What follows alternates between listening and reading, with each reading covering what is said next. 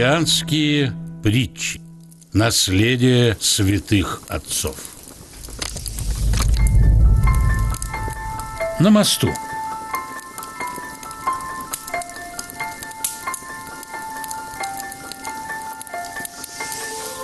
Человек, стоявший на высоком мосту, был очень молод. Он многое хотел совершить в этой жизни, но почти ничего не успел.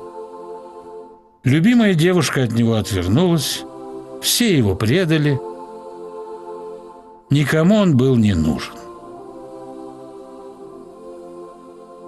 Все в его молодой, короткой жизни пошло наперекосяк. И не было сил начать сначала.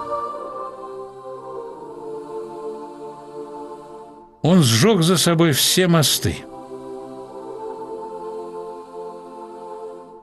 И теперь, чтобы свести счеты с этой никчемной жизнью, ему осталось сделать всего лишь один шаг.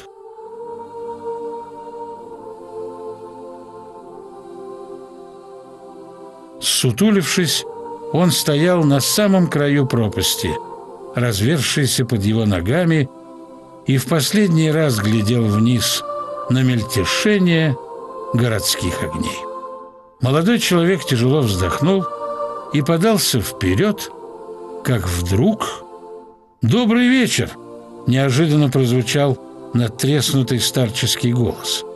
«Помоги, чем сможешь, сынок!»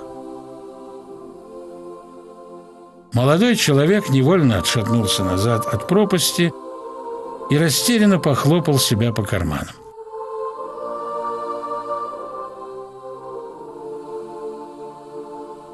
Достал бумажник, вынул из него все деньги, которые теперь были ему не нужны, и протянул старику.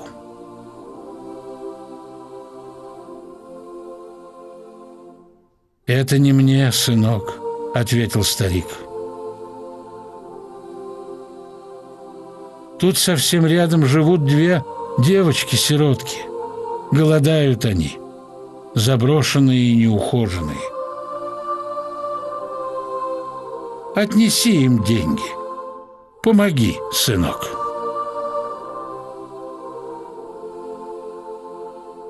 Он стоял на высоком мосту, молодой, растерянный, минуту назад готовый совершить тяжкий грех самоубийства, и не знал, что ему делать.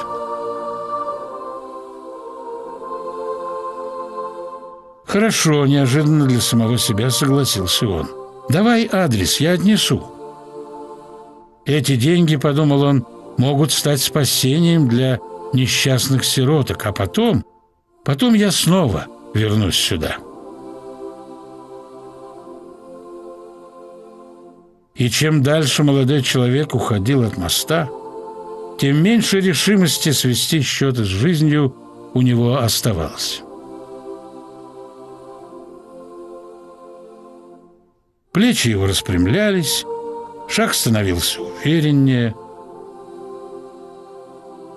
Он понял вдруг, что не вернется больше на этот мост, потому что всегда можно найти людей, которым будешь нужен ты и твоя помощь.